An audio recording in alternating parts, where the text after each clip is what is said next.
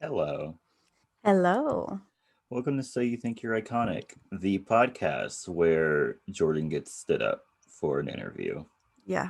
Yay! Yay. So much fun. I So sat much fun. I sat there for 20 minutes. I thought you said you were there for 6. I was there for 6 when I texted you, Oh, okay. Okay. but overall I waited 20 minutes. I was like, maybe something happened. Who knows? Waited. I gave them a good 20 minutes and then I Yeah. was like, okay. You gave them more than enough time. I was like, let me take off this dress shirt. let's Let me go watch some cartoons. And that's what I did. I watched cartoons and then we started recording. So Good yay. for you. Good for you. Okay, so yesterday was Kelley's birthday. Yay. Yay. She's in her mid-20s now. Stop. Don't say that. She didn't understand that 24 is when mid-20s start. She thought it was 25. Well, because that's like the midpoint. That's the midpoint. So I'm That's like the middle. true midpoint, but the middle 20s is 24 to 26.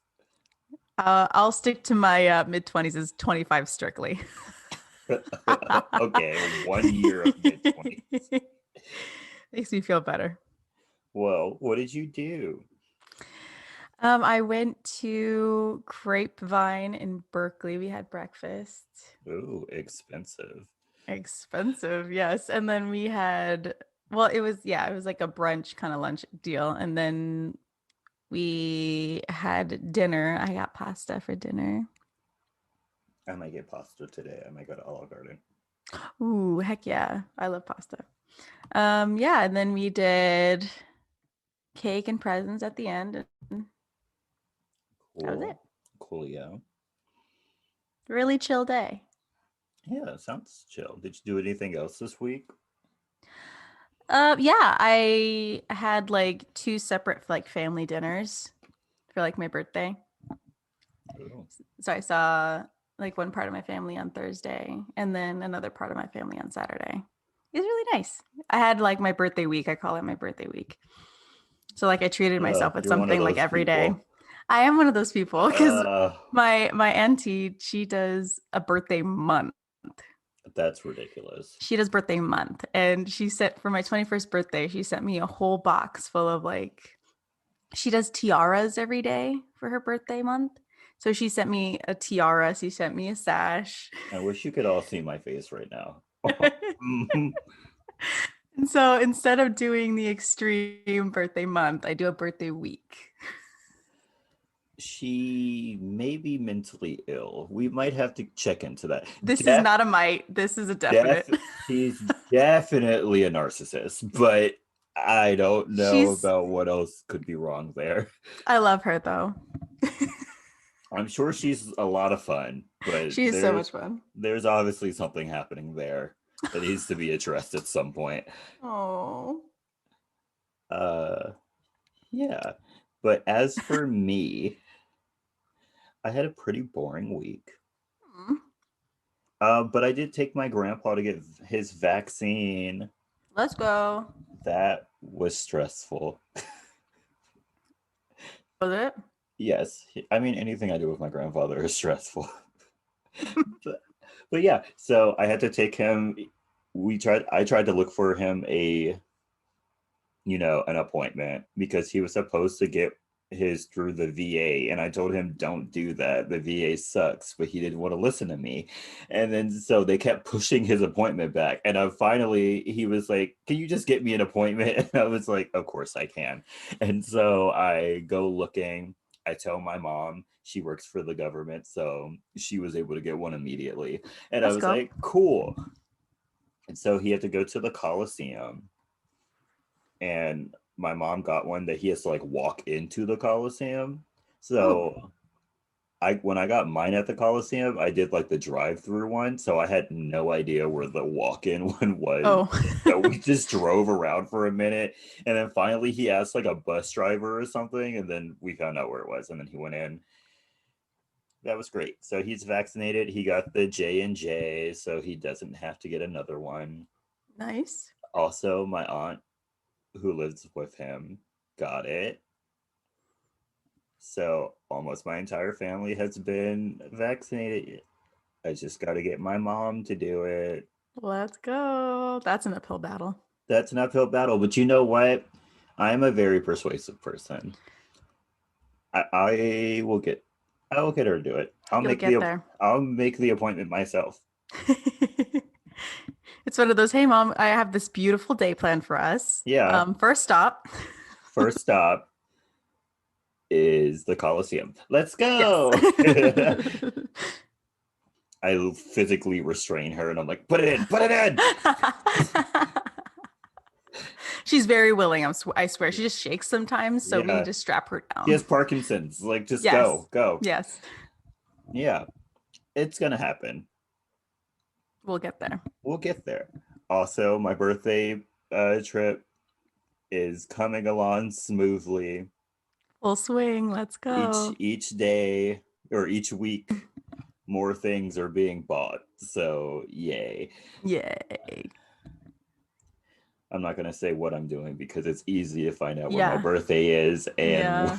I'm not gonna say where we're going because No. then someone could find us. We're just gonna go and have fun. Yeah. Yeah, so that was it. I'm ready for you to talk about the book that every teenage girl swoons over for some reason. It's a good book. Never read the book, but and Oh, okay. if it's exactly like the movie, is it? It's not. It's not. It's not like the movie. It's not exactly like the movie. Yeah, this is a different interpretation. Does more happen in the book?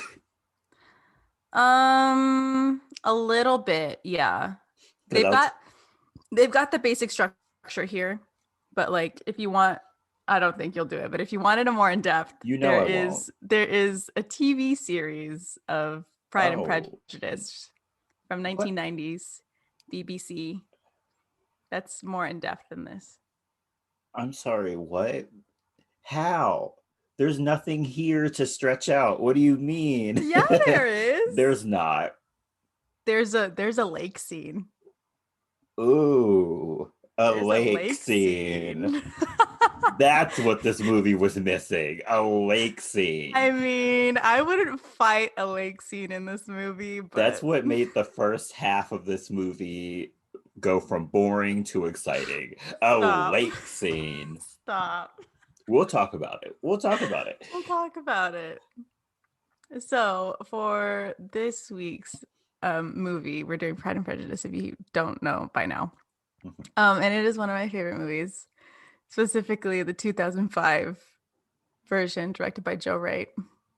I love this movie so much. I've seen the commentary. I've watched the interviews. Okay, ma'am. I can honestly say I've never seen a movie commentary ever. Really? Even for movies I like, because why would I do that? That's interrupting the movie. Why would I do that? No, but like you get so much insight. I don't need insight. I just need the movie. Okay. I don't need that. Okay. All right. So we start this movie and we see Elizabeth walking home. Once there, we see the chaos of, an everyday house with 5 daughters. There's people running everywhere. It's basically like an everyday house. There's trash everywhere. Clothes are everywhere. We then see through a window that Mr. and Mrs. Bennet are talking in the study about who has rented Netherfield Park, one of the mansions that are nearby. Elizabeth walks past the window and we see Kitty and Lydia listening at the study door, and she tries to tell them off, but the sisters stay anyway because of the idea of a single rich man named Bingley who is renting out Netherfield. Yeah, they're literally thirsting over a man they have never seen before. But he's rich. Okay, he could also be fat. Not that there's wrong with anything. No. Not that there's anything wrong with that, but like back then that would have been a problem. He could have been Yeah, it would have. He could have been missing like an arm or a leg or something. I mean, they talk about that. He could have been completely ugly. But he's got money. Okay, And when you're poor, They're not poor though.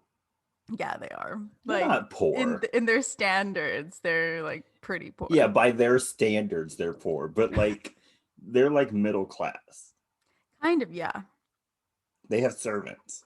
Yeah. Yeah, they have a few servants, so they're a good middle class. I don't have a servant. Me neither. So does that mean we're poor? Yes, we are poor. Yeah. Yeah. So Elizabeth stays, and then Jane walks by and gets hooked in as well.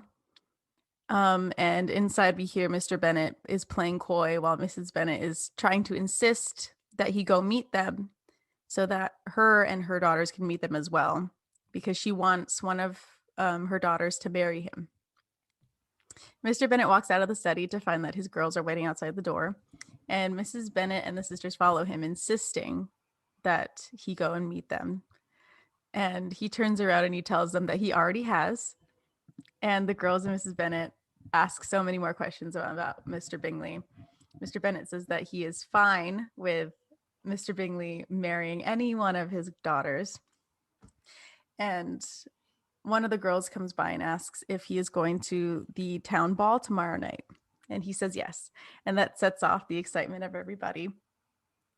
And so the next night at the dance hall, we see that the ball is in full swing, but it is stopped by the entrance of Mr. Bingley and his sister Caroline and a very poor looking Mr. Darcy, who we learned from Charlotte is a lot richer than Bingley himself. He has a whopping £10,000 a year, and he owns half of a town called Derbyshire.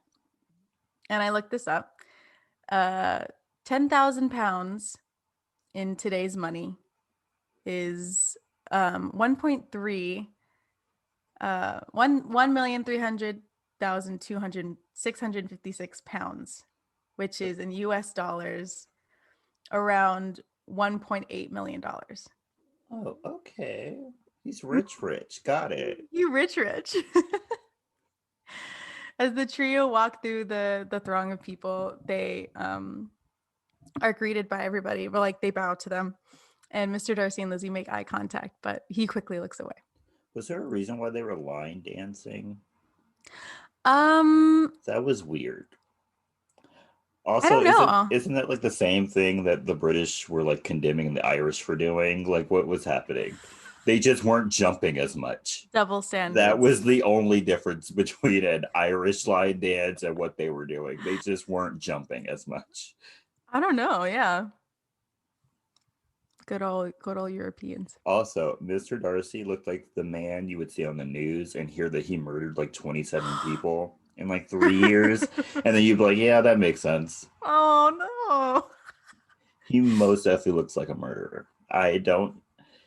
There's no question in your mind. He's No question in my mind. He's a murderer. Okay. All right. There's some skeletons literally in his closet. I know it. You never know. So after they have made their way through the hall, the dancing starts again, and Mrs. Bennet is quick to assemble her daughters so that they can meet the newcomers. Jane, Elizabeth, Mary, and Charlotte, with Mr. and Mrs. Bennet, are introduced by Charlotte's father. Bingley greets them enthusiastically, but Mr. Darcy and Caroline look like they'd rather die. Lizzie and Jane then speak with Bingley alone. Jane and Bingley are kind of cute and shy with one another, and Lizzie looks after Darcy. Lydia and Kitty join the rest of their family, and they excitedly tell their mother that officers are coming to town and that they are staying through the whole winter, and that might be their point to meet a new man and get married. Another dance begins, and Mrs. Bennet notices that Jane and Bingley are dancing together, and that he is very enchanted by her. On the sidelines, Lizzie asks Darcy if he likes to dance, and he tells her not if he can help it. Same. And there's no other talking, so Lizzie walks away. She meets with Charlotte while Caroline tells Darcy basically that she feels like she's in the ghetto compared to what she's used to in London and high society. I love her. I love her. I'll talk more about it later, but I love her. After some time, we see Charlotte and Lizzie sitting under some bleachers, and they overhear Darcy and Bingley talking to one another. Bingley is commenting on how he has never seen so many beautiful girls in one room before, and Darcy's just like straight up that he is dancing with the only beautiful girl in the room. Did he lie though?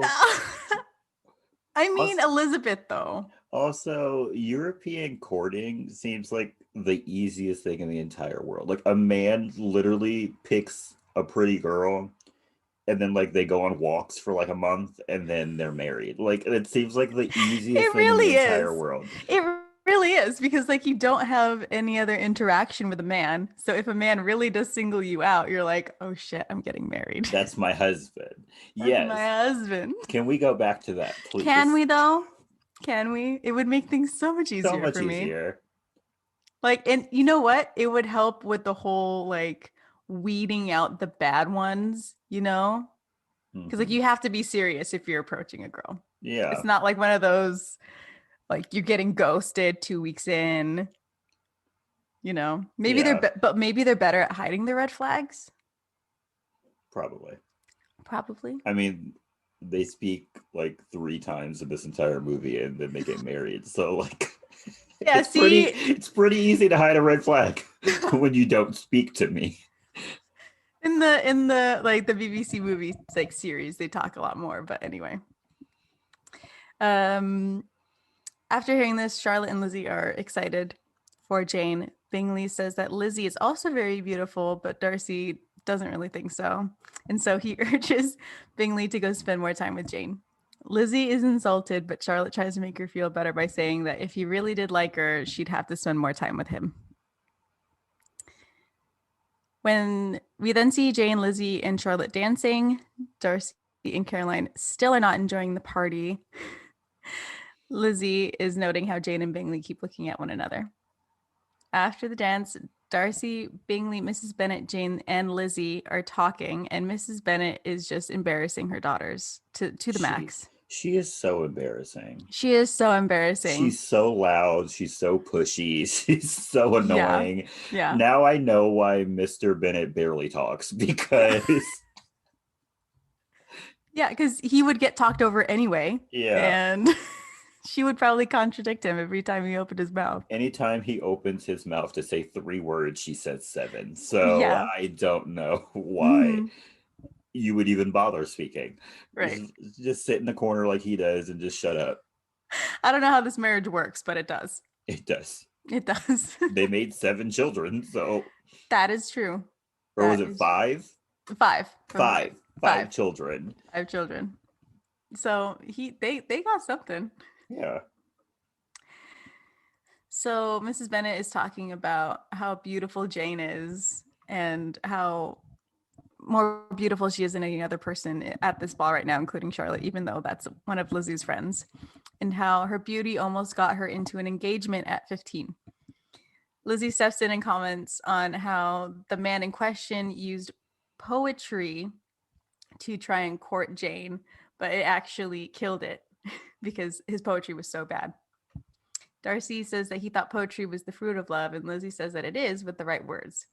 And when Darcy asks what would be the right way to encourage affection, Lizzie says it's by dancing, even if your partner is barely tolerable, which is the same thing he said about her, and she walks away. Let's go. Burn him. In bed that night, Jane and Lizzie talk about the ball. Jane is excited but cautious about Bingley, and Lizzie is reassuring her that he really does like her. And Jane is shocked that Darcy said that Lizzie wasn't as beautiful as Bingley thought she was.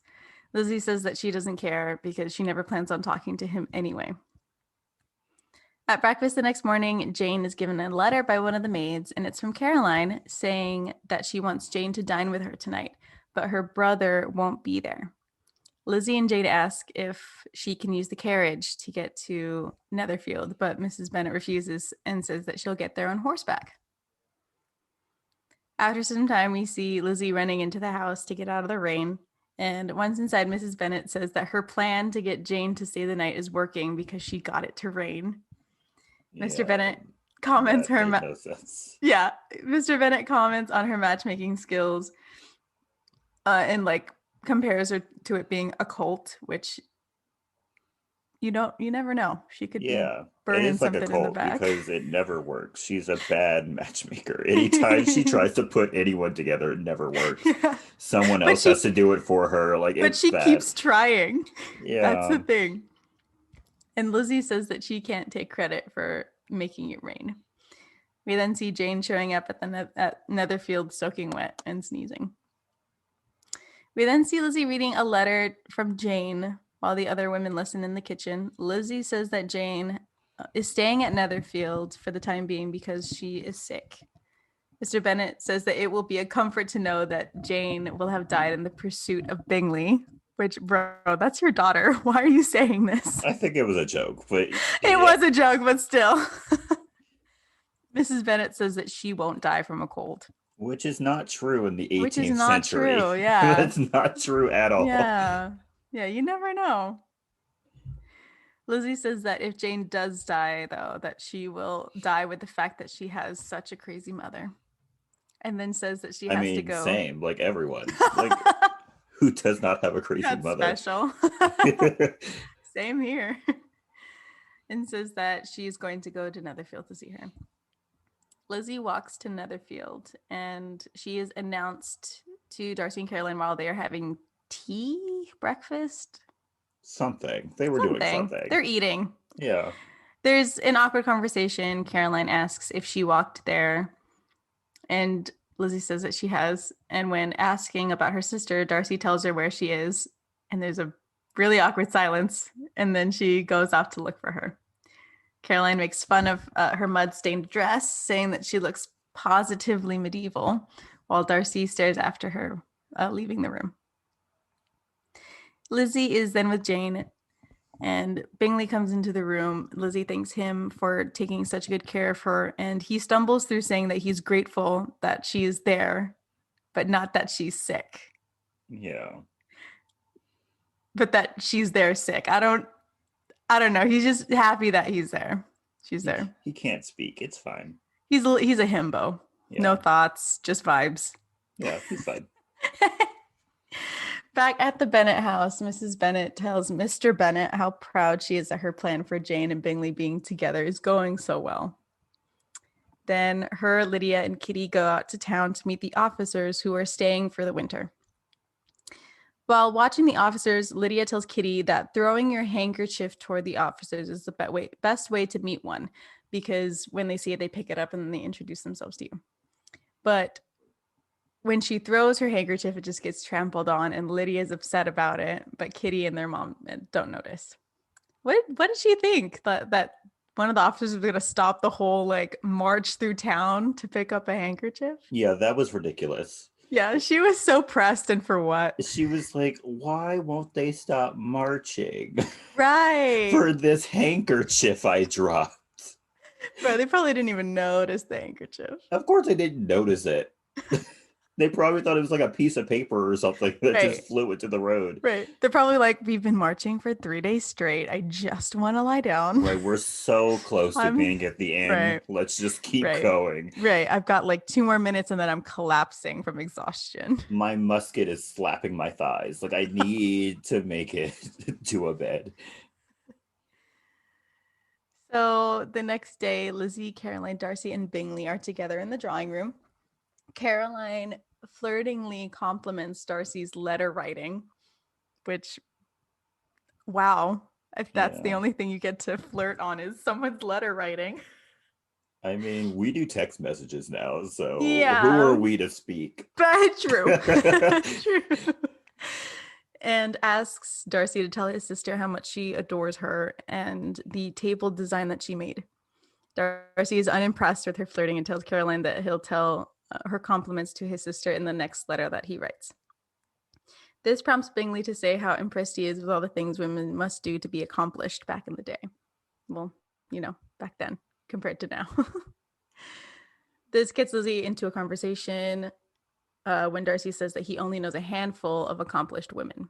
And Caroline says that to be an accomplished woman in Darcy's eyes, the woman must know music, singing, drawing, dancing, and modern languages.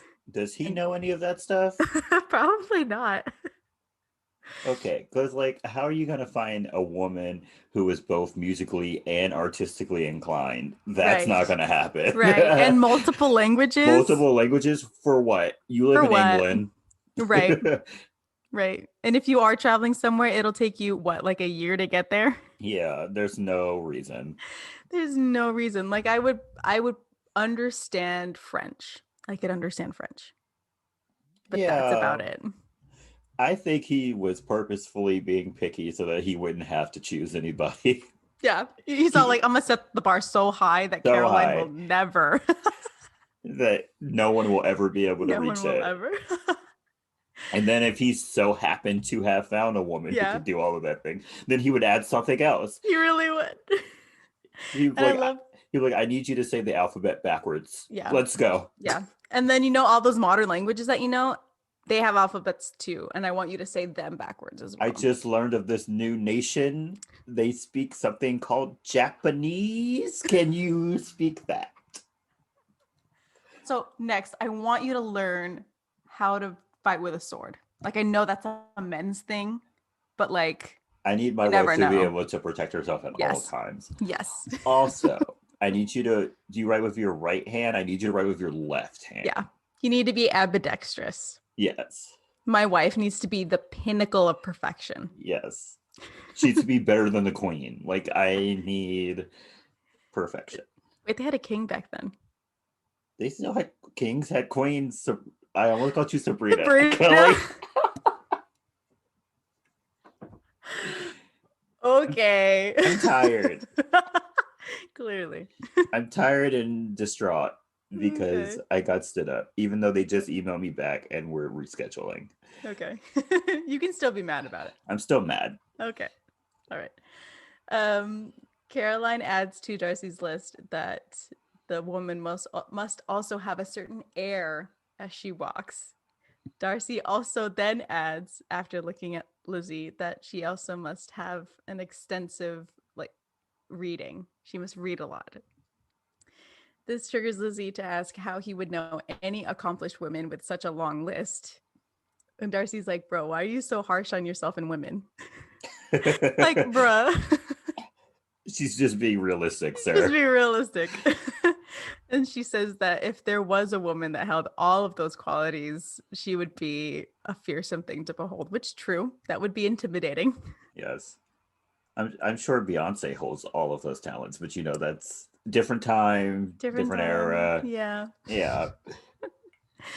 Caroline interrupts their discussion and gets Lizzie to walk around the room with her.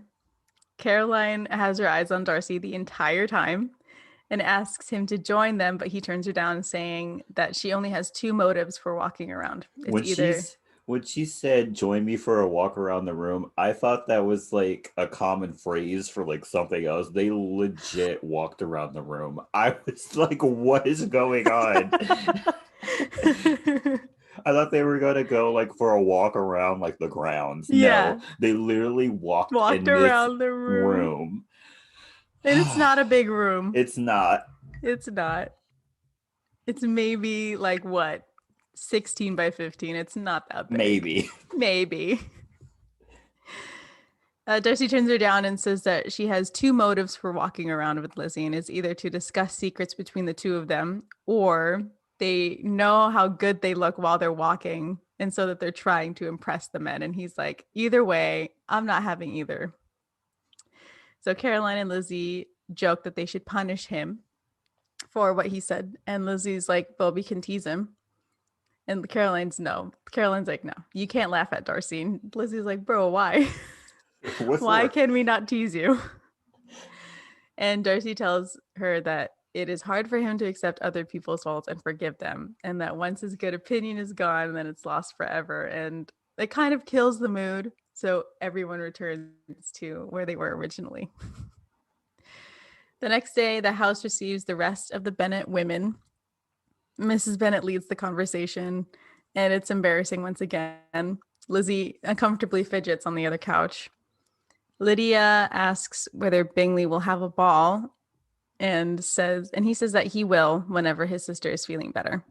Like homegirl just literally told this man to have a party just for her. Yeah, she was like, She's like, so when my sister feels better, you're gonna throw a party, right? right, right. She's like, I've been bored these past couple weeks. I need entertainment. I don't have any money, but you do. Right, you do. So So, you throw a party. I'll show up. and I'll drink all your drinks, eat all your food. It'll be Yeah, great. it'll be great. We'll have such fun. Don't forget, I like jesters, and for your chandelier, I don't like the long candles. I like the Right. I short like the short candles. ones. And I don't know what kind of brandy you're bringing in, but if it's after 1730, I don't want it. Don't put that shit on the Yeah. table. Yeah. No. So after that, the Bennett women are leaving. Jane is with them because she's feeling better and she thanks Bingley for taking such good care of her, and she gets into the carriage. Lizzie then walks out with Caroline and thanks her for keeping her such good company. And once at the carriage, she thanks Darcy kind of very curtly, and then she turns to Bingley and like very like fondly thanks him.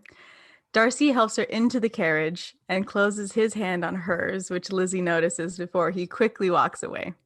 Yeah, that was weird. Well, That was weird. I will clear this up. This is the hand flex TM for people who love this movie. I've seen this all on Tumblr. I love it. This is the hand flex. Hand flex. So the thing, back then, you do not fully touch a woman's hand, like enclose it with yours, unless they're wearing a glove. What? Yeah. Why? So if I don't know, it's PDA. If you do that, you're married. I don't know. It's indecent. It's indecent Yeah. to hold a woman's hand Without a glove. without a glove. But if she had a glove on, And he did that, then it would have been I fine. can squeeze her hand as much as I want. Yeah. Yeah. Okay. Yeah. So what he did was very scandalous because she was not wearing a glove. He's like, I love this hand. I love Okay. this woman.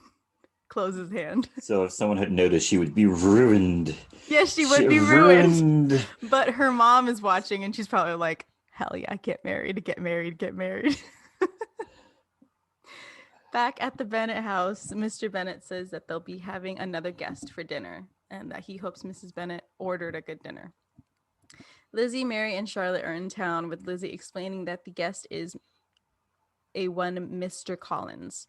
He is their cousin who will inherit their house and could turn them out whenever he wanted because he is the man and he inherits all of their stuff. Because they're women, they don't get anything.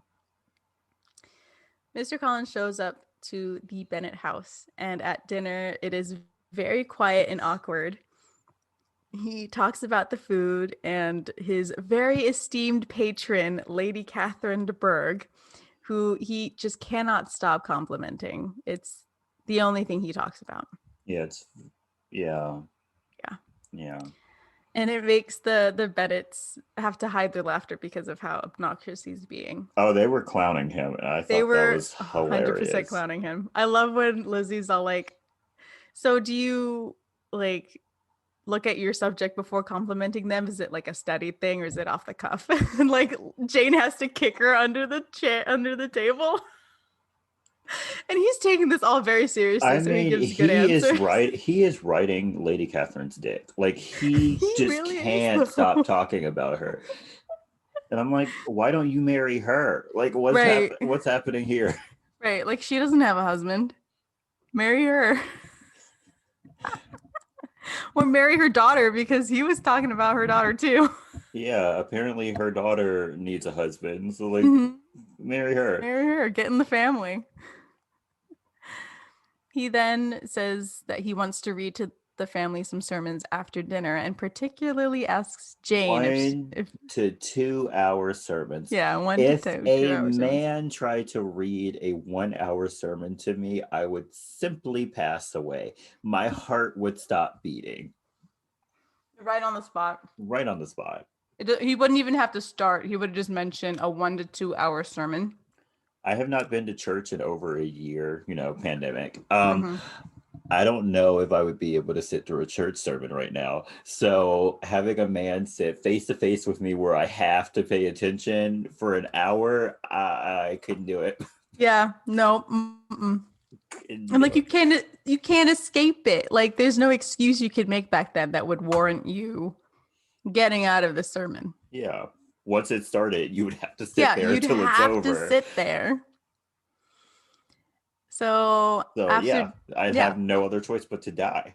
yeah, that's the only option. Passing just, away. just simply just stopping my heart and just falling out.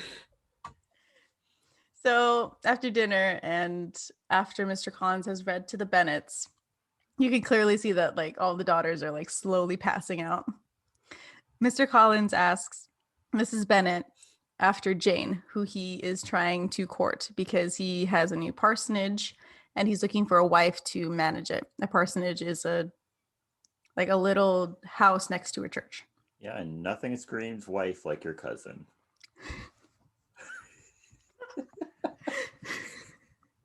Sweet home Alabama. Alabama. Oof. Anyway. I'm so sorry, Alabama, but like Someone there is agreeing right now, though. Yeah.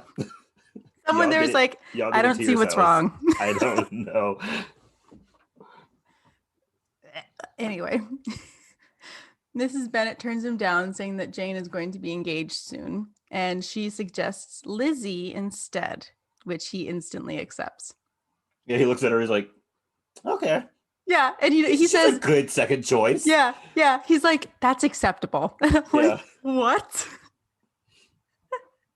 I swear he was never ever going to love his wife, no matter who he married. Oh no, he did not care who his wife was. Like, I bet if she was like, "Oh no, you can't have Lizzie," he would have went to the next oldest. Yeah, like he did really not care would've. who he married. Yeah, he's just looking for someone to fill the role of wife. Yeah, that's it. He's like, my house is getting dirty and I'm getting tired of paying for servants. I need a wife. That's maybe I'll have a child. Like, maybe. Who knows? So in town the next day, Lizzie is stopped by a soldier named Wickham, who picks up a handkerchief and assumes that it's hers. Okay, Kitty and Lydia. I'm gonna tell you this right now. Mm-hmm. When it comes to like love triangles and women liking multiple different people and stuff like that, I'd say about 95% of the time I go for not the original pairing. Yeah. So when I met Wickham, I was team Wickham. Do I look like a clown now? Absolutely. Usually I'm right. Okay. Usually I am right. The only original pairing I can think of that I was like gung-ho for was PETA and Katniss. That was it. Oh yeah. Any other time I've always been the other person. Really? I was team Jacob. Absolutely. Yeah, same. Even though he was a little too young. In Grey's Anatomy, I was team Dr. Finn. Yeah, you were. Which, by the way, we found out who Colin O'Donnell is. Yes, we did. It's Dr. Finn. Hey, Dr. Finn. I'm so sorry to you, Mr. O'Donnell. Yeah. I just didn't know your name. We knew who you were. We knew who you were, just did not know your name. Yeah. Mr. NCIS, Mr. Robin from Batman and Robin. I know you. I see you. Yeah, we see and you. I now know your name. But yeah, I saw Mr. Wickham and I was like, I like him. He's nice. He's kind of funny. I like him. Let me go grab my clown nose. Yes. But we'll talk about it later.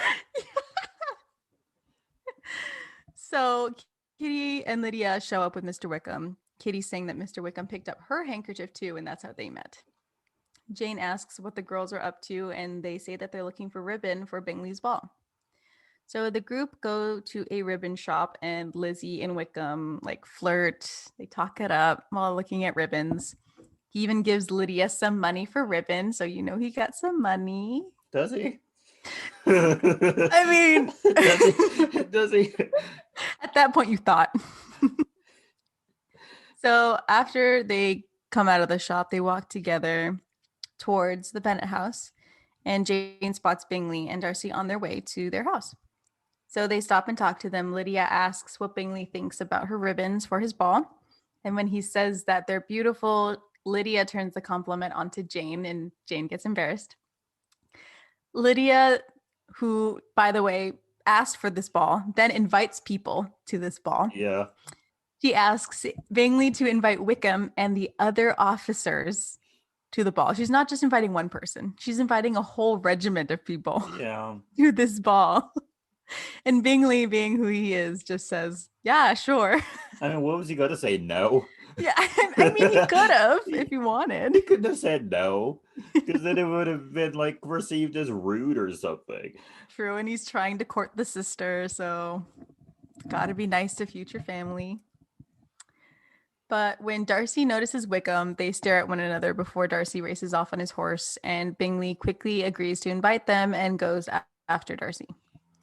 Lizzie notices the exchange, and when her and Wickham are alone, asks if he really will come to the ball. Okay, I was confused here.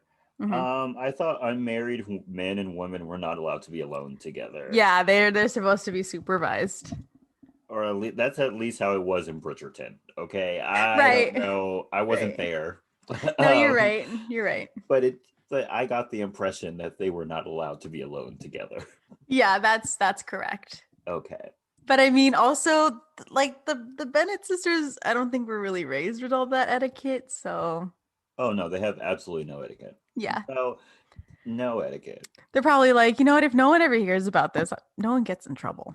The only reason why Jane was being pushed forward in society is because she was shy. That was the only reason. Yeah. Otherwise, she would have been eldest. So otherwise she would have been jumping on walls like the other sisters. I mean, true. Wickham says that he might and asks about Darcy. Lizzie says that they've been staying there for the past month and asks if they know one another. He says that they've known each other since they were kids because his father managed Darcy's father's estate. And that they will have to, if they were to avoid one another, Darcy will be the one to leave, not Wickham. Which, after we learn what we know, that's a ballsy statement. Mm-hmm. Like, this man is asking for death. Lizzie asks what the tea is between them, and Wickham says that they grew up together and they were like brothers, and Darcy's father loved him like another son. And so when Darcy's father was dying, he appointed Wickham as the directory because he knew that he knew that Wickham wanted to be part of the church. But when they got older, Darcy gave the money that was for Wickham to somebody else, and he did it because he was jealous of the bond that Wickham had with his father. And he says that's why he is now a poor foot soldier, and Lizzie really feels for him. So the next night, the Bennett women are getting ready for the ball, and Lizzie tells Jane about Wickham and Darcy's beef. Jane doesn't believe any of it and says that she'll get Bingley to tell her the truth. Lizzie tells her not to, and that she says if Darcy wants to clear the air between them, then he will. But wishes that she never wants to see him again based on Wickham's story. And Jane and Lizzie hope that Wickham will be there and be a better partner for dancing than Darcy was for Lizzie at the first ball. At the ball, a lot of people are there, including Mr. Collins and the regiment that Lydia invited. Mr. Collins is so annoying. He's so annoying. I hate this character. And why is that actor, whatever his name is, always playing a character who is chasing around Keira Knightley? Tom Hollander? Is that his name? I don't know.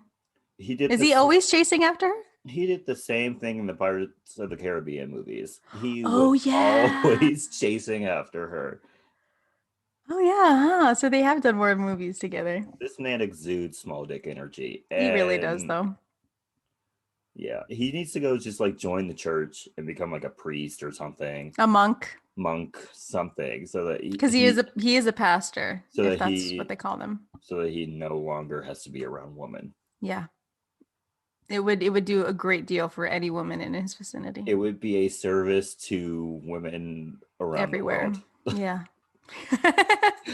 All Mr. Collins people who And an act like, entire generation of children would yeah, be saved. yes. And there would be no other tiny Mr. Collins running around. Yeah. Thank God. So the Vennets say their greeting, Bingley catching Jane to compliment her, and Lizzie being caught looking around for Wickham, and says that she's just looking around at the party and how it's going. Once in the dance hall, Lizzie still looks for Wickham. She finds Charlotte and finds from her that she hasn't seen him yet. And when they run into Jane, she tells her that Wickham has been detained. Mr. Collins then I thought that meant abruptly... he went to prison, but I was like, why are they so calm about this? No. So Mr. Collins then abruptly comes into their conversation and asks Lizzie for a dance. Lizzie and Mr. Collins dance, where her and Jane try to hide their laughter at the beginning, which, same. Also during the dance, Lizzie simultaneously has a conversation with Jane and then a one-sided conversation with Mr. Collins. So with Jane, they are talking about Wickham being called to town on an errand and him going because he wants to avoid Mr. Darcy. And then Mr. Collins stating that he wants to stay with Lizzie by her side throughout the evening, which she blatantly ignores, which is good for her. Good for her. After the dance, Lizzie is with Charlotte, and Darcy, she runs into Darcy and he asks her to do a dance and she says yes. She then pulls Charlotte to the side because she's so shocked that she said yes after saying that she would hate this man forever. And Charlotte says maybe this will change her mind. She says that she does not want to speak to him, and then any opportunity she gets, she goes to go speak to him. Yeah, she really does. So Darcy and Lizzie dance, and they talk at the beginning about the dance. They joke with one another about their first meeting, and everything is fine until she brings up Wickham. They stop dancing for a second, and I don't know how that does not disrupt the rest of the dancing. Yeah, because it seemed very intricate, and then they stopped, and like somehow the dance just kept going around them. Yeah, because like the other dances you see before, they're like crossing in front of each other, and there's like little rings of people dancing around. So I'm like, how is this not? Anyway, Lizzie says that she is confused about who Darcy is because she's hearing so many different accounts of his character, and he says that he'll give her more clarity if she wants. They continue the dancing, but it's very tense between each other. After the dance, Mr. Collins immediately asks Lizzie if she was dancing with Darcy, who is the nephew of his very esteemed patroness, Lady Catherine de Bourgh herself. Anytime he has a chance to bring up Lady Catherine, he brings up Lady Catherine. He really will. Yes. And then he promptly goes to Darcy and embarrasses himself in front of everybody. Oh yeah. I don't know if this man can read a room. He tried to get his attention, and Mr. Darcy was obviously ignoring him. And so he just kept getting louder and louder until everyone in the party stopped. Yeah. It was so bad. And also it's so funny to see the height difference between Mr. Collins and Mr. Darcy. Oh yeah, he is such a little man. He's so small. He was smaller than most of the women there. Yeah. He had to be like 5'4". Something. That man is tiny. Tiny. So Lizzie tries to stop him, but Mr. Collins does it anyway, and Caroline is there and says that she has a very interesting family. I love Lizzie Caroline. I love Go Caroline. Off, Caroline. She is so snide and condescending, and like I relate. So Lizzie leaves the room, and a bunch of things happen at once. Mary is playing the piano, and she's told to stop because she's being embarrassing. Mr. Collins tries to look for Lizzie. Jane and Bingley are with one another, and they're being super cute. Mrs. Bennet is still boasting about Jane's future engagement to Bingley. I feel like that's the only thing she talks about. It is. And that's why it bit her in the ass. It really did. It really did. Darcy is also looking for Lizzie, and Kitty and Lydia are just having the time of their lives. They really don't care about whatever else is They're going on right they're now. children. Of course they are. Yeah. So back in the dance hall, Lizzie and Charlotte are there, and Lizzie is embarrassed for her family. And Charlotte says that Bingley is so in love with Jane that he doesn't seem to mind. And Lizzie says that Jane is also in love with him, but Charlotte says that she better tell him soon so that Bingley doesn't think that she doesn't feel the same way because of how shy she is. At the end of the party, the Bennet family finally leave, and Bingley waves them off, and Caroline is just like, "Are you serious right now?" Yeah, she's like, that's not happening. Yeah. She took one look and she's like, "We're putting a stop to this immediately." She was like, those people will not be coming over for Christmas. That's not happening. Yeah. She's like, "If they are, I will not be there. Okay, I'm no longer your sister." The next morning, the Bennets are curing their hangovers when Mr. Collins interrupts, saying that he wants to speak with Lizzie privately. Mrs. Why? Bennet, Why did she make everyone else leave the room? Why couldn't those two leave? Why did everyone have to? Even right. Mr. Bennett was like, why? I'm trying to I eat my know. food. I love how he put his paper down and just stared at Mr. Collins and then refused to move until Mrs. Bennet's like, "Get out." And he's like, "Okay, but I'm gonna do it very slowly." Yes. Might take a sausage link with me while I Yeah, get right. up. Right. I might come back for my plate. I'm so hungry. So Mrs. Bennet drags everybody out, and Lizzie tries to make people stay because she does not want anything to do with what's about to happen. Yeah, she knows what's going to happen. She knows exactly what's going to happen. So Lizzie tries to leave herself, but she's boxed in by Mr. Collins. He gives a long-winded proposal to Lizzie, and she turns him down multiple times, but he is not Multiple times. listening. He keeps saying that she's trying to like make him want her more and like female wiles or whatever he says. And she's He's a like, fuck boy. Got he it. really is. He cannot take no for an answer, and that's scary. Which is weird because, like, he's a tiny man who looks like he's like 40 years old who isn't Yeah. married yet. So Yeah. he has to have been rejected a couple of times. Yeah. Yeah. So Lizzie just flats out refuses him one more time, saying that she will not have anything to do with him, and storms out. Her mother then goes after her, saying to Mr. Collins that he doesn't have to worry, that she'll change her mind. So Mrs. Bennet goes off and gets Mr. Bennet to try and convince Lizzie to marry Mr. Collins. Mrs. Bennet tries to convince her, but Lizzie won't listen. So Mr. Bennet says that if Lizzie does not marry Mr. Collins, her mother will never speak to her again. But if she does marry Mr. Collins, then her father will never speak to her ever again. So she thanks her father and she leaves. Right? I'm like, oh, cool. I don't ever have to speak to her again. That's great. That's great. She's like, thank you. Also, when she rejected him for the final time, she left and like a door swung open and like all the sisters were like laughing at him. Yeah. I would have just left. Like So I would have left. Like he stayed there. I would have left. Mm-hmm. That's embarrassing.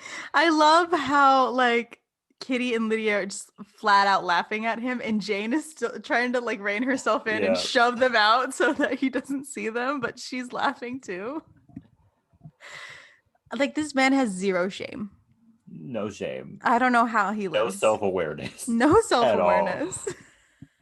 Also, he cannot read people. At all. At all. So Lizzie accepts it and goes inside to tell Jane.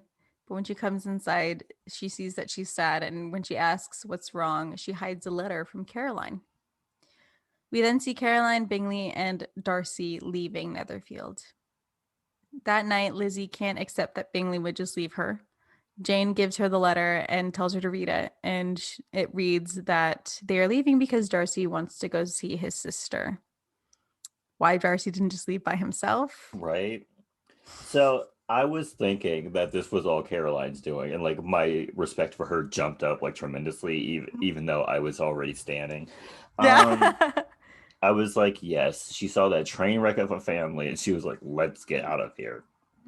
But it turns out that wasn't true. So I still stand her though. I mean, She was the only thing keeping that first half of the movie interesting because goodness, that was oh goodness. I should have invited Brina to be on this episode. I needed another female in this room. Maybe because that first half was not it. I was bored. I But I was mean, Caroline must have been another driving force in this because, like, she was just hating I wish she on the had Bennett more. family since Wish day she one. wish she had more screen time. Mm, I wish true. they gave her like a proper drag. Like let her like drag somebody. That would have been perfect. See, in the BBC one, Bingley actually has two sisters. He really has two sisters, Caroline and I don't remember her name. But there is one night where they're playing cards, and like Caroline and the sister like go off on Lizzie for a second. And I'm like I know you're being really mean, but that was actually really lit of you. I will not watch it, but You will that's not. nice to know. That's nice to know. Nice to know. Jane believes that Bingley never loved her, but Lizzie insists that she go and stay with family in London so that they can reunite together. Jane leaves the next morning, and Mr. Bennet tells Lizzie that it is her turn to be rejected because she already rejected somebody and now it needs to be full circle. So he thinks that Wickham would do the job perfectly, and he thinks that her mother would make the most out of it. So Lizzie can get like some enjoyment out of life. I don't know. Charlotte then pays Lizzie a visit and tells her that she is engaged to Mr. Collins. Yeah, Lizzie, literally the day after the day she just after. turned away this man. He was like, "Okay, Yeah. where's your town spinster? Yeah. Let Yeah. me." Right. Like, is there somewhere in town where I can see a list of single women? Yeah, I'll need the first name on that the list. first name, and then I'll just work my way I'll down. work my way down. Yeah. I'll actually, if I could just take the list myself, I'll bring it back. But Yeah, one of them will say okay. one of them will say yes. And she says, But I what? don't blame her. Yeah. I Yeah. mean, she did say she was 27 years old. I mean, her stretcher was waiting down the hall for her. She It needed really to get married. does. Yeah. Yeah. And I She mean, hit that pinnacle late 20s. She needed even in the 18th century, that was probably like 80 in their terms. yeah, like I said, stretcher. She had a Yeah. stretcher waiting in the hall. Yeah. Yeah. She was an old spinster. She was going to die alone. If she hit it 30 without being married, then someone would have come up to her and been like, it's okay, let go. Right. Here's a Pass on. cat. Here's some ointment for your cankles. Yes. You'll be fine. Right, you'll be fine. So Lizzie is obviously super upset about it, but Charlotte says that she's being practical because she's 27, she still lives with her parents, and she just wants out. And Colin guarantees her that and her own house and protection. So obviously she said yes. So some time passes and we hear from Lizzie that she has been invited to stay with Charlotte, who's now the new Mrs. Collins, in her new home, and agrees because Wickham has left with the militia and Jane still is in London, so she's feeling kind of bored where she is. So Charlotte and Lizzie reunite, and once there, they leave Mr. Collins to his talk. He talks to himself at this point. Yeah. When they leave him, and they go to her like private sitting room. And she says that she loves running her own home and whatever, but they are interrupted by Mr. Collins saying that they have a dinner invitation with Lady Catherine de Bourgh. Mm-hmm. Once there, Lizzie gets to meet Lady Catherine and her daughter Anne. And when Mr. Collins goes to tell her something, he is distracted by seeing Mr. Darcy. Lizzie and Darcy say hello to each other, and Lady Catherine asks how they know one another. And Lizzie says that they met in Hertfordshire, where Netherfield is and where she lives. She also meets Colonel Fitzwilliam. At dinner, Lizzie and Darcy attempt to talk, but Lady Catherine interrogates her about her family and her education, basically insulting her in the process because Lizzie has an unconventional upbringing in that time, and compared to Lady Catherine, who, probably like raised ultra rich. Yeah, and probably never raised her own daughter. She probably just had a Yeah, she was like, "So, how many governesses did you have?" She's Yeah. like, "We didn't have any." Yeah. She's like, What do you mean? Like, Right. your mother raised her own children? No way. What are you going to tell me? She breastfed them as well? Right. Like, what? Right. You mean to tell me she spent more than 3 minutes with you a day? Right? I just I said hello to just, my daughter in the morning and that was it. yeah, I just learned her name last week. I finally had a full conversation when she turned 18 when she was an adult. Yeah. That's the first time I ever saw her. And the conversation was about when is she going to get a husband? Like, Yeah. come on. Yeah. That was it. So after dinner, Lady Catherine makes Lizzie play the piano for them, which she tries to get out of, but Mr. She, Collins, she, being the she, simp he is, yeah. forces her to do it. She's like, I'm not good. And they're like, oh, stop being so humble. She's like, I'm not being humble. Yeah, I'm not good. right. Which is like, y'all don't understand. She's like, you know those accomplished women y'all were talking about earlier? That's not me. That's not me. That's not me. I ain't it. But she goes and plays the piano anyway. And so she stumbles through a piano piece and the conversation continues. Darcy joins her and Lizzie says that she won't be intimidated by him or the fact that his sister plays so well. Fitzwilliam then joins them and asks how Darcy was in Hertfordshire. Lizzie tells him about how at their first meeting he didn't dance with anybody at the ball, even though there were multiple women that didn't have a partner. Fitz is then called by Lady Catherine, and Darcy admits to Lizzie that it's hard for him to meet and talk to new people. And Lizzie says that he should take his aunt's advice in practice. So the next day, Darcy shows up to Charlotte's house and barges into Lizzie's room. Yeah, that was And weird. yeah, he attempts to have a conversation with her. Did he's he? he's well, he says a couple things. He says like two sentences. He's very nervous. He's fidgeting the whole time. He only comments on the state of the house and like that it's been renovated and whatever. And Lizzie hardcore tries to carry the conversation, but he leaves abruptly when Charlotte comes to the house, and both of them are confused as to what just happened. Yeah, I was too. So the next day, the group is at church where Mr. Collins is preaching. Also, that church layout is so strange. The fact that Lizzie and Fitz were facing like were behind the pastor and like facing the other way. Yeah. Bruh. If churches were still made that day, I would not pay attention. I'm sorry. But like, man, that's just inviting bad stuff to happen in the back. So Lizzie and Fitz talk about how long he and Darcy will be staying. Fitz says that Darcy is a really good person. And it was recently showed when he saved one of his friends from a bad marriage. Lizzie asks who it was, and she learns that it was Bingley, and that Darcy broke them apart because of her family. After the service, Lizzie runs away to catch her breath, but is followed by Darcy. Darcy says that he has fought with himself about his love for her and her status, but he can no longer stand it, and he proposes to Lizzie. I screamed. They've spoken 4 times. Each time they were like, Jordan, he shitting touched on her each other. hand. He touched her hand. That was after the second time he'd ever spoken to her. But he touched her hand, bro. I That's don't basically I marriage. don't give a crap. They haven't had a conversation. Full conversation. They had one full conversation No, at the they ball. didn't. Yeah, No, they that was not a did. full conversation. Well, for them. He was talking shit about her. That wasn't a conversation. They were shitting on each other. Okay. They were roasting each other. At least she was trying to be cordial. He was not at all.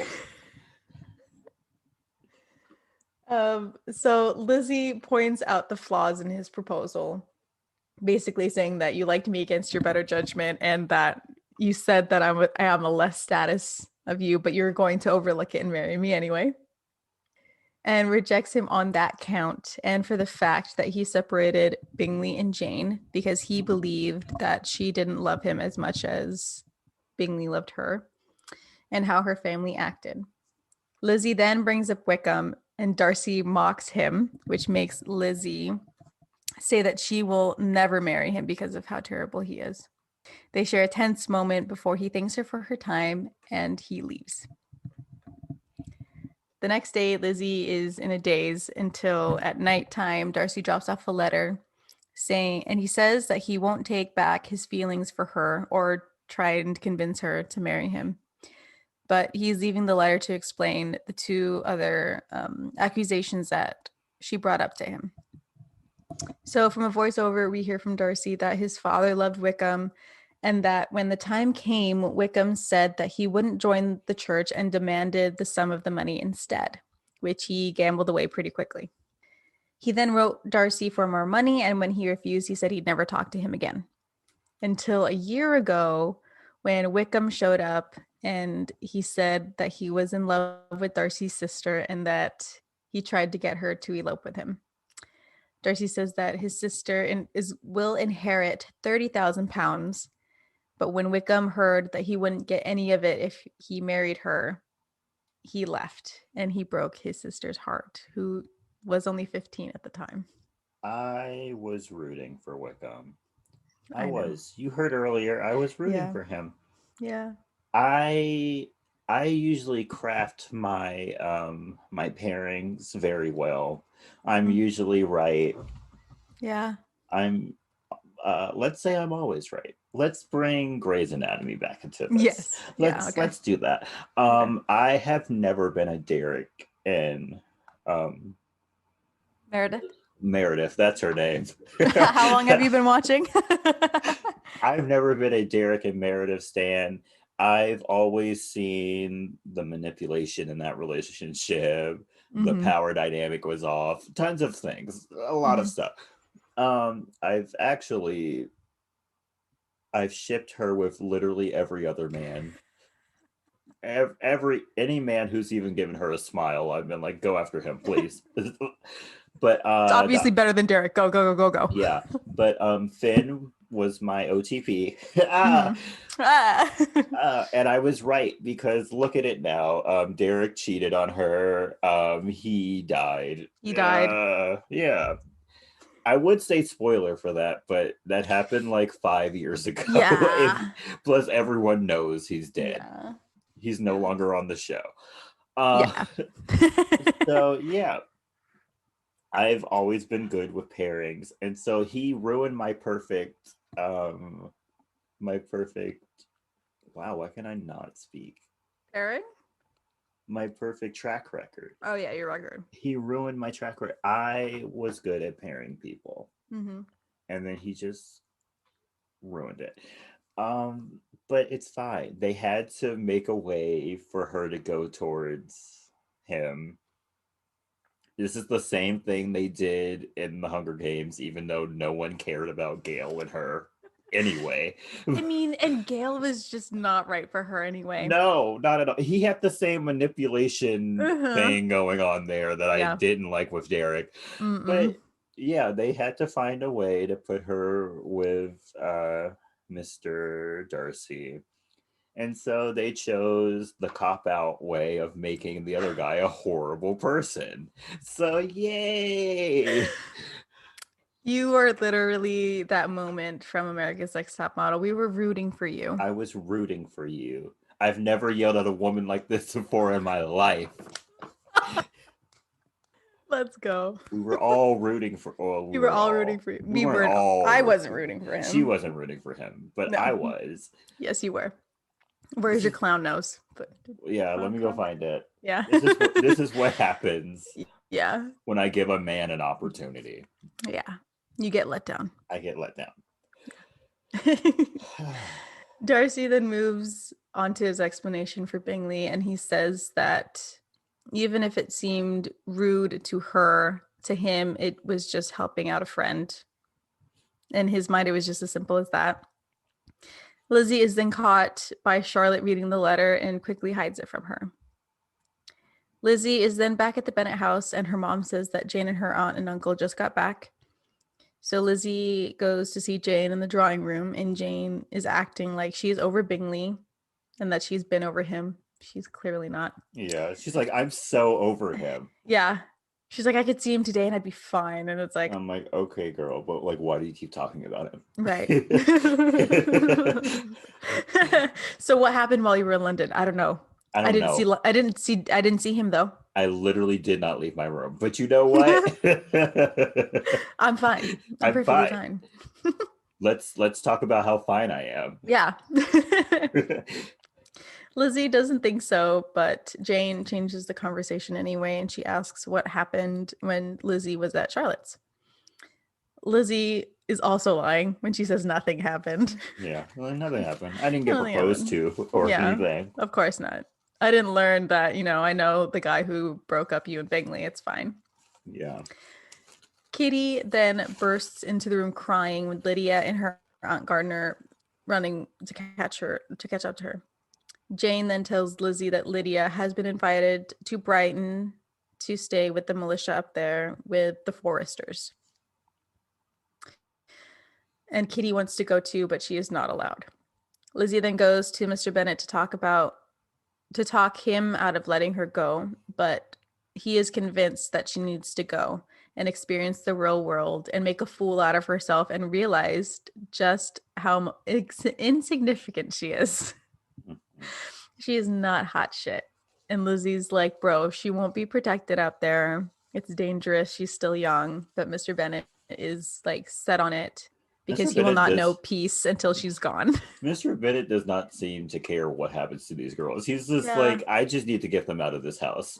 Yeah, especially the younger ones. He's just all like, they are so loud, Lizzie. You do not understand. Yeah. I just want them out. He's like, I just need one day of peace. Yeah, just one. He was like, I have not had a day of peace. And how old are you? 18? Yeah. Yeah. And wait, how old is Jane? Years. How old is Jane? Oh, yeah. 20? Okay, yeah, 20 years. 20 years. He's like, if I want to be serious, the day I met your mother. But he's like, that first baby came out, and from then on, it was chaos. Yeah. Yeah. Next day, I woke up with white hair. I felt old. Yeah. I was stressed. I was 23. So Lizzie is still upset about it, but she lets it go. Her aunt and uncle then convince Lizzie to go with them to Park Country and get away from all the craziness that is going on here and just to be one with nature. That night, Lizzie confesses to Jane that she saw Darcy while she was at Charlotte's place. And when Jane asks if he mentioned Bingley, who she said she was over, she says no. Lizzie is then out with her aunt and uncle enjoying nature. There's this really cool scene where she stands on the edge of a cliff. Honey, why are you standing up on the edge of a cliff? It's a really cool scene, but girl, that's death. Do a backflip. It's just that gif of Kermit falling off the building. Yeah. So we then see them at a rest stop. When Lizzie asks where they are, her aunt realizes that they are close to Pemberley, which is Darcy's house, and that they want to stop by. But Lizzie says that she doesn't want to. And when her aunt and uncle ask why, she says that she doesn't want to see Darcy because he's so rich. And that's her only explanation. Her uncle calls her a snob, and her aunt says that it's okay. The owners are never home, and so they'll just go. At Pemberley, Lizzie sees the grandeur of the place, and literally her reaction is mine. She literally laughs when she gets out of the carriage because of how ridiculously huge the place is. And so they go throughout the place, and while they're looking through like a room of sculptures, they come across a bust of Darcy. The housekeeper points him out, and her aunt asks Lizzie if it's like the real thing. And she says yes. And when the housekeeper asks if he is handsome, Lizzie admits that he is. And when she asks if he's home, she finds that she is alone. She then wanders around the house alone and follows the sound of music to find Darcy with a woman. And then she is caught staring. She then runs out of the house, and Darcy chases after her. When he catches her, Lizzie says that she thought he was in London, and they talk over each other for a second until Lizzie says that she's on a trip with her aunt and uncle, and they talk and and she apologizes for intruding, but he pays it no mind, and he offers to walk her back to the village, which she refuses. Yeah, she's like, nah, I'm good. Yeah, she's like, please don't come with me. Please don't come with me. When she gets back to the inn, she notices that Darcy has beat her there, and she hides in a closet. And only when he's gone does she join her family. And her aunt and uncle tell her that Darcy has invited them over for dinner and that he really wants Lizzie to meet his sister, Georgiana. So the next day, Georgiana and Darcy wait for Lizzie and her aunt and uncle. And when they arrive, Georgiana is super excited to meet her and says that Darcy has told her about Lizzie and that she feels like they're friends already. Her and Darcy talk for a second, and it's kind of cute. They actually like talk to one another and like don't say mean things, which This is is nice. the first time they've actually spoken to each other. Like had human interaction. Yeah, a nice human interaction. Yeah. Not like one of them half speaking and then the other one just staring, or them both like throwing insults at each other. Like it's an actual conversation. Yes, that is true. Georgiana then invites Lizzie to play the piano with her, and Darcy invites Mr. Gardner to go hunt with him. So that night they're back at the inn, and Lizzie gets a letter from Jane, and it says that Lydia has run away with Wickham. And I thought her dad died. Because like before she tells us Really? what happened, she gets the thing from the letter. She gets the letter, and then she just starts screaming and crying, and I'm like, oh my gosh, did her dad die? That would have been a weird ending. Wow, yeah. But then they were all like, no, Lydia did something stupid. So I was like, oh, okay. Yeah. So Lizzie thinks they fear that they've lost Lydia forever. Darcy tries to take the blame for not exposing Wickham sooner, but Lizzie says that it's her fault for not warning her sisters. True. They are both correct. True. You both won this award for dumbass. There you go. Lizzie reads that Mr. Bennet is on his way to London, and Darcy says that he will go to London and try to help, but she turns him down, saying that there's probably nothing that he can do. And so he says okay, and he leaves them. Mr. Gardner then leaves as well to join Mr. Bennet while Lizzie goes back home. Back at home, Mrs. Bennet is crying for Lydia and the fact that all of the rest of the sisters are ruined because of how rash Lydia has been. When a letter arrives for Mr. Bennet, they bring the letter to him, and he's just so frazzled that he can't read it. So Lizzie opens it and reads it for him. It says that Lydia and Wickham are to be married if he agrees to £100 a month. I didn't look up how much that was, but it doesn't sound like a lot. And Lizzie and Jane aren't like clouded by the fact that they're going to get married, but by the fact that their uncle probably paid Wickham a lot more money for him to accept just £100 a month.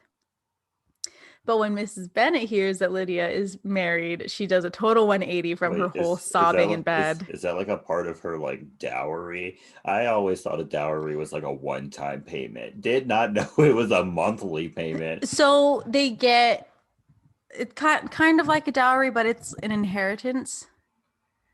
So they get yearly payments. So women will get money, but it won't be like a lot. So he was banking on a lot more money. And I don't know how much Darcy and the uncle actually paid him for just accepting $100 a month from the family. Look at that. They had rent-a-brides. Just pay $100 a month. And you... Wait, what's the mail order? Mail order, right? Mail order. Mail order, yeah. But he took the payment plan. Yeah, he took easy installments of $100 a month. Oh no. And so Mrs. Bennet is super excited to hear that Lydia is married and only at 15, by the Yeah, way. yay. Your Eh, daughter is married to a man who like will gamble away all of their money. yeah.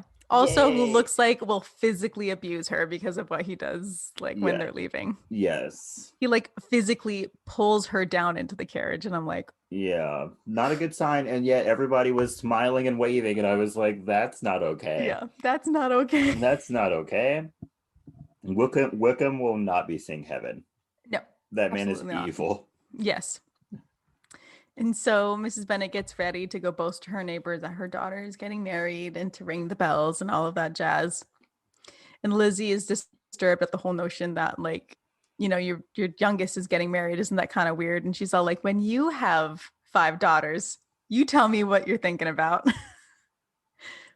So Lydia then comes home with Wickham to show off her new ring and her new husband and to tell them about the wedding. So at lunch, Lydia tells them all the details, but Lizzie doesn't want to hear about it. But Lydia keeps talking, and she lets it slip that Darcy was the one that found them, but she tells Lizzie that she can't tell anybody because it's a secret. Um, Lydia admits that he was the one to find them, and he paid for Wickham's commission and got them married so that it wouldn't be super scandalous for the rest of the Bennet women. Lizzie is shocked by what Lydia tells her, but Lydia's like, you got to be quiet about it because, Darcy said it's a secret, and maybe Darcy's not as bad as we all thought he was. Lydia and Wickham then leave, and Lizzie comforts her mother as they leave. And that's the moment when we see Wickham like physically pull down Lydia in the What? carriage. Lydia deserved to get her ass beat. Like she was so dumb. Yeah, Like, why would you run off with this man knowing what it would do to your family? right. She did not care Did not care. Like, at all. and what would she have done if she ran off with this man and then he decided he didn't want to be with her anymore? Right. Then no one would have wanted to marry No any of the one would Bennet want to. women. No. Nope. You You're know gonna what? ruin your entire family for some dick? Right. Come on, girl. And it probably ain't even that good because he's a horrible man. Yes. So it ain't worth it. It's not worth it. You're 15. You don't know anything. You'll have a new crush next week. Yes, you will. Let's Yes, keep you will. going. So at town, probably days later, Mrs. Bennet, Mary, Lizzie, and Jane hear from somebody that Bingley is returning tomorrow. She's excited for a second before saying that she isn't, but stays to learn that he is coming without his sister. Mrs. Bennet then hurries home with Mary so that she can spill the tea with Mr. Bennet. And when Lizzie tries to comfort Jane, she says that she's all right and that they can meet each other as friends and it's okay. She keeps saying it's okay. Until he hits the front porch. Until he hits the front porch. And then all of a sudden it's out the window. Get ready. Everybody get ready. We then see Bingley and Darcy walking to the Bennet house. And the Bennet women are, lounging like you do. And everything's in disarray until Kitty runs in saying that Bingley and Darcy are at the door.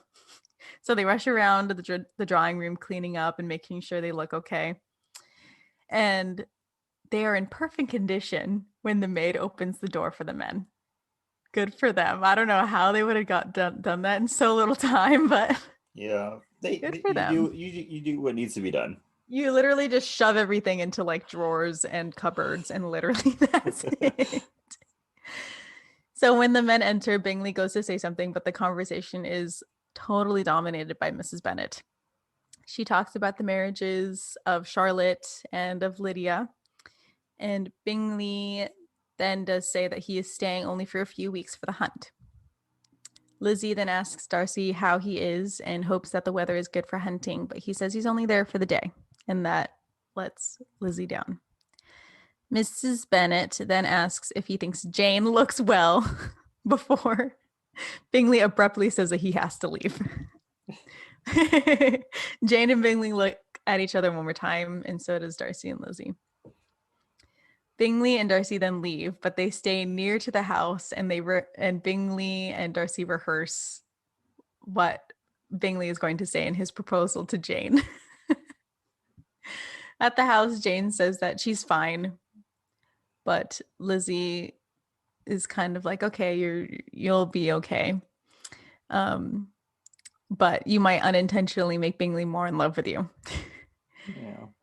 And Jane then apologizes that he brought Darcy with him, and Lizzie goes to say something, but is interrupted by Bingley just entering the house and wanting to speak with Jane alone. Once alone, Bingley proposes to her, and the rest of the women and Mr. Bennet wait at the door. I love how Mr. Bennet just joins them later. He's like, what the hell's going on over here? Lizzie stays until she feels kind of lonely, and then she leaves. Jane says yes, and immediately Mrs. Bennet enters the room, and so does everybody else. How did they hear her say yes? Right, she said it so quietly. She said it so And quietly. then immediately the door opened. How thin are these walls and doors? I will say, Bingley is everything I wanted Wickham to be. Yeah. Everything I wanted Wickham to be. I'm sorry. But it's fine. I should have known to stand the redhead. You always stand the redhead. Yeah, you always stand the redhead. Pure. I learned my mistake. Yeah. I took my L. Yeah, you did. And I will be better for it. You will know the next time that you see another man enter the love triangle to be wary. That's what I get for standing a military man. Like, that's what I get. That really is, though. You should have known. I should have known. You should have seen the uniform and been like, red flag. Red flag. Immediately. Any man in uniform, in a military uniform, is... Yes. Yeah. If they're in the forces, there's something wrong. There's something there. Yeah. There is a red flag. If they had to go to a boot camp, that's a red flag.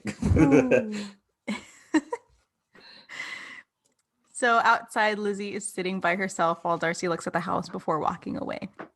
So that night, the whole house is still up, and Jane is super excited from her proposal, and she wishes Lizzie the same kind of happiness. And Lizzie is kind of happy for her, but feeling kind of sad as well. And she jokingly asks if Mr. Collins has a cousin. Your cousin? Yeah, exactly. But so, like, are you down to marry your cousin, or like a cousin of Mr. Collins that you are not really related to? Like, what's going on? A third cousin? Yeah, third cousin. Go ask your mom. Sure? She'll know. She'll probably like find him immediately and invite him to dinner. Yeah. They are then interrupted by someone coming up to the house and a banging on the door, and it's Lady Catherine, who is there to speak with Lizzie. When they're in the drawing room, Lady Catherine immediately asks if Lizzie knows why she's there, but Lizzie's like, I have no idea what you're doing here. I have no idea what you're here in the middle of the night. No idea. Right, and I love how Lady Catherine is like still all done up in her glory, and like everyone else is in their like night clothing, and she's just like, bro, like they're getting ready to go to bed, and she is wearing a full-on dress, makeup on. Yeah. No, I don't know if it's a wig, but it looked like a wig. I'm sure it's a wig. So Lady Catherine gets to the point and says that she heard a rumor that her and Darcy are going to be married. Lizzie denies the claim and says that she can choose not to answer any of Lady Catherine's questions if she wants to. Lady Catherine says that is not going to happen, and she demands an answer and says that Darcy is betrothed to her daughter, and asks again if the rumor is true. Lady Catherine then goes on to insult her whole family and the whole situation that happened with Lydia. And at the end of it, Lizzie says that she will never marry Darcy and that she has just shit on everyone out of her family, and it's your time to leave now. Yeah, first off, how dare you come into my house yelling at me for no reason? Right, demanding answers. Middle of the night. Secondly, this was a conversation that could have happened in the morning. This was a conversation that could have happened in the morning. There was no need for her to come in the middle of the night to be like, don't marry Darcy. Yeah. We could have done this civilly at a table with the sun up. Right. Also, I wonder when she heard and was like immediately just like, I need to get in the carriage. Yeah. I don't care how long it takes me to get there. They're probably like, it's like 12 hours to get there. Like, I don't care. She We're was at getting a there. she was at a ball or something. Yeah. She heard and she's like, we're going And right now. she was like, "Excuse me?" Right. Immediately started heading towards the stairs. She was like, let's Right. go. Let's go." So after Lizzie kicks out Lady Catherine, the family is wondering what's going on, but Lizzie demands to be left alone. Lizzie is in bed, but she can't sleep. And after a couple of hours, the sun is up, so she decides to go on an early morning walk. On her walk, she notices a figure coming towards her in the misty morning, and it turns out to be Darcy. It was very Twilight. It was giving Twilight. No, don't be Twilight into this. It This was is so much better. it was Yes. giving Twilight, like the like gray tones, No, it was the not as cape, cold colored. the like cape flying in the wind. His jacket. uh, so Darcy comes to her, and they both say that they couldn't sleep because Darcy heard about his aunt coming over to her house, and he apologizes, and he tries to make up for it. But Lizzie says that after what he did for Lydia and Jane, she is in debt to him, but he says that he did all of this just for her because she wasn't having anything to do with him. So he had to, do something for her. But he says he heard from his aunt about the whole thing, and it's giving him hope that she might feel the same way. So he's like, I still feel the same way that I felt last spring. But if you don't feel the same, then say so right now and I'll never bring it up ever again. But if you do, then that'd be nice. Yeah, and like do you like me? Yes, no, maybe. No, yeah. Either way, Yeah. we're friends. Yeah, right. Like it's fine if you're not, because I'm down to be friends, but like yes. This is nice. This is nice. She then takes his hands and like they share a cute little moment. They go back to the Bennett house and Darcy talks to Mr. Bennett before Lizzie also goes in to talk with her father. Yeah, so we know who the favorite daughter is. Yes, we do know. This is the only daughter who had to get permission to be married. Every other daughter was just being proposed to left and right. Left and right. This one had to be asked permission, and then he sat there for a good 5 minutes contemplating whether or not he wanted her to get married. Yeah, he was literally weighing the cons and pros. Yeah, he was like, "Wait, I thought you didn't like him." Any of his other daughters, he would have been like, "Yep, yep." Yeah, they would have been like, "Oh, you looked at each other for a longer than 30 seconds. Okay, that's fine. Yeah." Yeah. That checks out. I hear wedding bells. So once in there, Mr. Bennett says that he thought Lizzie and Darcy hated each other and that if she's marrying him just because he's rich, then, that's one of the reasons and he'd be okay with that. But Lizzie says that she loves him and that she was wrong about his character and that he's done so much for the family. Outside, Darcy paces and waits while Jane and Mrs. Bennett wonder about how this all happened because they thought they hated each other. Back with Lizzie and Mr. Bennett, he finds out what Darcy did for Lydia and Jane, and he says that he has to repay him, but she says that he won't accept it. She then says that she loves him, and then he consents to their marriage and says that he couldn't have lost her to any less of a person, which is super cute. Darcy and Lizzie are now at Pemberley. It's nighttime. I don't know how much time has passed, but they're outside together, and he asks her how she's doing, and he calls her dear. And she goes off on this whole thing about what kind of pet names he should use for her and blah, blah, blah. And he's like, so when should I use Mrs. Darcy? And she says that he can only use it when he's super happy. And so he calls her Mrs. Darcy, and then they kiss, and then the movie's over. Yeah. I have that whole scene memorized, by the way. It's so cute. Okay. Yeah, I should have had Brina on this. She, I would have gotten a much better reaction. Anyway, I'm gonna go watch this movie when we're done again, because it's so good. Really?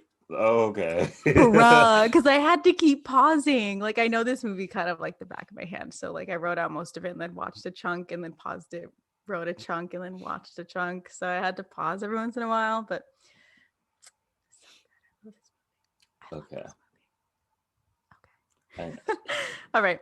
I'm gonna hit you with some movie facts. Okay, I'm ready.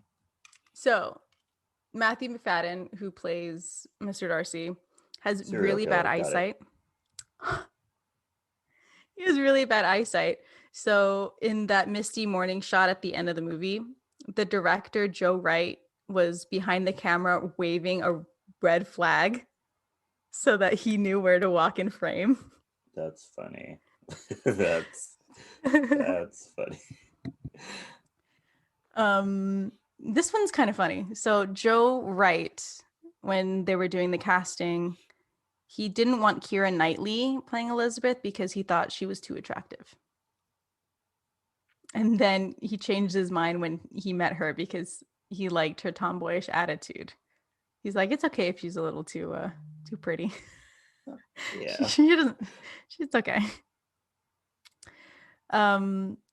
Joe Wright wanted Dame Judi Dench to play Lady Catherine, but she was like, she's like, I don't do a lot of movies anymore, so you have to like make this good. Did she So he not? wrote her a letter. Oh, Huh? okay. I was like, did she not? Was No, that not her?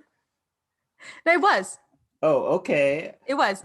But he got her by writing her a letter, basically, and this is the line. It just said, I love it when you play a bitch. That's it. That would That's get how me we got too. her. That would get me That too. would. I'd be honored.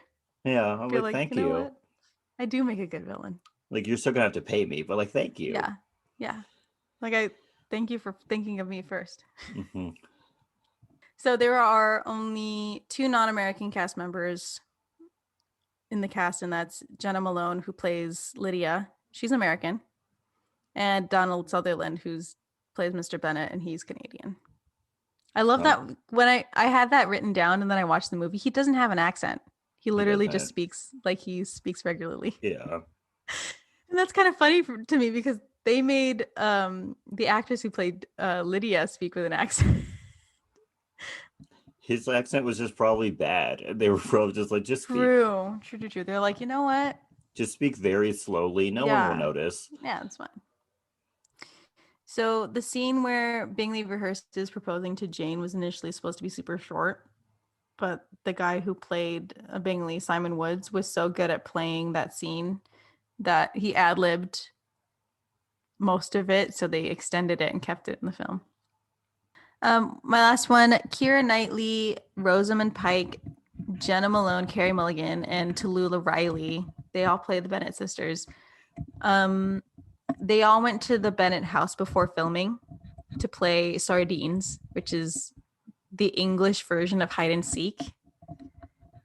I don't know why it's called sardines. That's weird. Okay. Yeah, I know.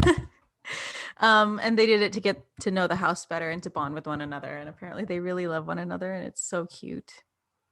They like really loved playing sisters together. And that's it. Oh, okay. So, controversial question coming up. Okay. Iconic or not? Okay. It is a good movie. Yes, I will accept that. It is a good movie. It is not iconic. Okay. It's a very Oscar baity movie. But like the first half was so boring. Nothing was happening in the first half of this movie. Okay, that's fair. Caroline should have been in more scenes. Period. That is also fair. Also, I believe there are better period pieces. Yeah. And better Keira Knightley movies, which most of them are period pieces. Yeah, I love her and period pieces. Like if you want like a really good period piece movie, here are 3 options. Mm-hmm. One of them is not like as old, but like yeah. Belle, love that movie. That was a good movie. Mm-hmm. Atonement, it's not as old, but you know. Atonement is good. It's good. And then if you want a good like this style of movie, The Duchess. Great movie, full of drama. Watch The Duchess. Amazing. The Duchess got me, dude. Good. Please watch it. Also, if you just want a sad movie, then go watch Anna Karenina.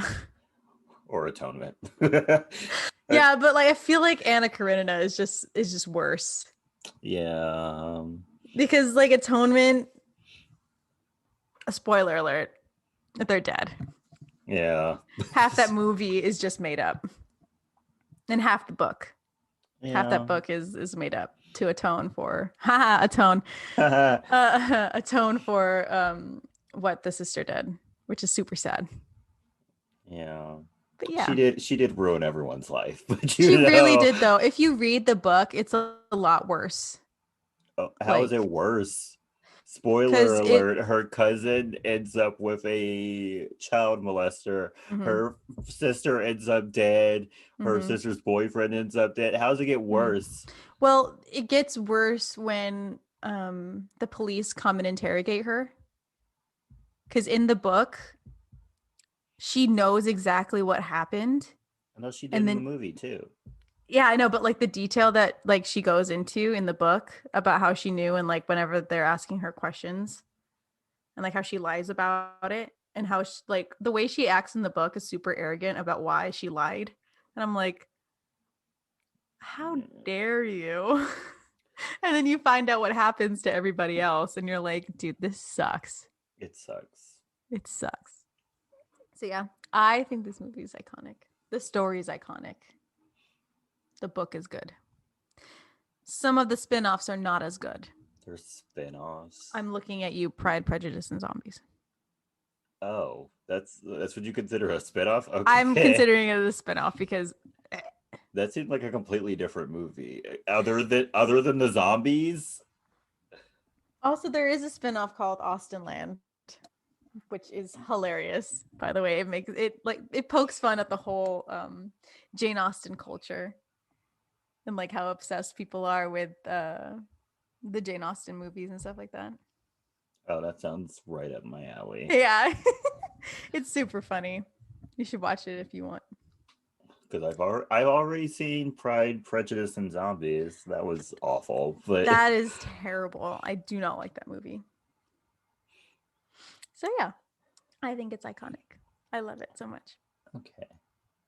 Any recommendations this week? I have two. One of them I Okay. already spoke about. Atonement. All Go right. watch go watch that movie.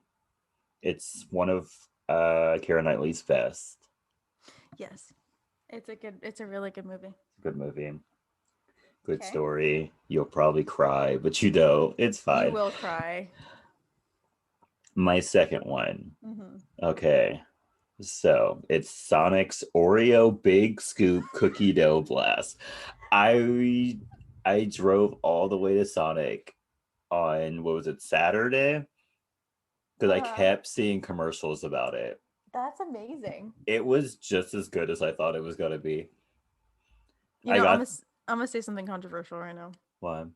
I've never had Sonic. Okay, we're gonna I've we're gonna had go we're gonna go do something this weekend, and I'm gonna take you to Sonic. I've had DQ once, and that was years ago. DQ is good too. DQ is good. From what I remember, it's really DQ's good. their food not so much, but their ice cream is top tier. Yeah, I only had their ice cream and it was really good. So, Also, I used to live in Texas. I know. oof. Uh, the food at the Texas Sonics tastes better than the food out here. So I Really? don't really get food when I go to Sonic out here. I just get like their ice cream and their drinks. Okay. But yeah, Sonic has amazing stuff. If you live near a Sonic, go try the Oreo Big Scoop Cookie Dough Blast. It was delicious. Oh, it was good. Okay. So I have three recommendations this week. Well, look at you. Look at me go. Look at you go. My first one is Fearless, Taylor's version. Oh yeah, I heard that came out. Bruh. When I listened to it, it all came rushing back. Like I haven't listened to Taylor Swift since shoot, which album is it? Um I'm gonna name since some. since Red, 1989, 1989. Okay. which is from 2014. I haven't really listened to her. Like I've listened to some of Reputation and that's about it. But yeah, I have not really listened to her. And then the Taylor's version of Fearless came out and I know all the lyrics. I am ugh, so many memories coming back. Yeah, I've never been a huge Taylor Swift fan. There's a song here or there that I'll like, but Yeah. as a whole, no. I have Yeah. not listened to a single one of the songs that have come out on her last like three Me albums. neither. Me No, neither. what is it? Folklore Yeah, and folklore lover. And then she released another one in 2020. yeah, she did. Um, Don't remember the name. so Evermore. Sure.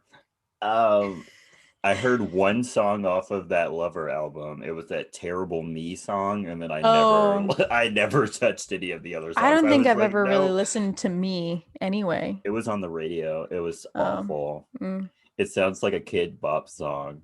Oh no, does it? It's bad. Okay. Rip. My second recommendation is a new anime on Netflix. I read the manga. It was hilarious. It's called The Way of the House Husband. Mm. It's former Yakuza leader is now a house husband. And it's just like everyday life situations That's with him. weird. And it's hilarious. Go check it out. It's not really long. If you're into that, check it out. Also, I'm going to do another throwback for me. Also, Brina, if you're listening, thank you. It's a more in-depth version of Pride and Prejudice. It's called the Lizzie Bennet Diaries. Oh, sweet Jesus. We would wait for the episodes to come out every week. We'd What? watch them together. Why? What is there to go more in depth in? Am I missing something? What is there to go more in depth in? Oh, It's oh. literally the most basic of stories. Girl No, meets bruh. boy, they don't like each Bruh. other. They eventually start to like each other. Like that's the most basic of stories. But it's like an updated version of P and then the fallout between um Bingley and Jane hurts a lot more. I cried. The way Wickham does Lydia hurts a lot more. It's a lot. It's so good. Check it out if you want to. If you want more Pride and Prejudice content, go there. They also did Emma, which is another Jane Austen book. Didn't a As movie a just come out with with Emma? I the think I girl saw it. from Queen's Gambit. I don't remember Yeah, her I think name. I saw it on iTunes or something like that. Mm-hmm. That one was also really good. I love all the colors and the cinematography in that movie. Okay. Well, Yeah. that was nice. I don't regret watching the movie. Jordan's like, I'd love if this episode was over. No. It was fine. It was just Yeah. once I got past the first half and stuff started happening, it was Yeah. okay. It was just Okay. that first half of the movie, I was like, please, can you guys please stop talking in circles? Could something happen? And then right about the time where she goes to visit Charlotte is when like stuff starts happening. And I'm like, Mm-hmm. okay, cool. Yeah. Yeah. But yeah. Um also this I have something I have to bring up. Okay. So I am a genius. I Okay. am the voice of the people. I Okay. am legendary. Yes. So guess what is trending number 2 on Hulu right now? Oh, what is it one of your recommendations? Dollhouse. Dollhouse? Let's Look at my go. power. Look at Let's my power. go. Every time I speak a show into this microphone, it explodes every time. Lock and key though? Every time. What? Lock and key though? After I started speaking about Lock and Key, it got renewed for a third season, and they're not even done filming the second season. That's my power. Okay, let's go. My throat, my vocal cords, when they move, they make magic. Yes. We have the power. We started this. We have the power.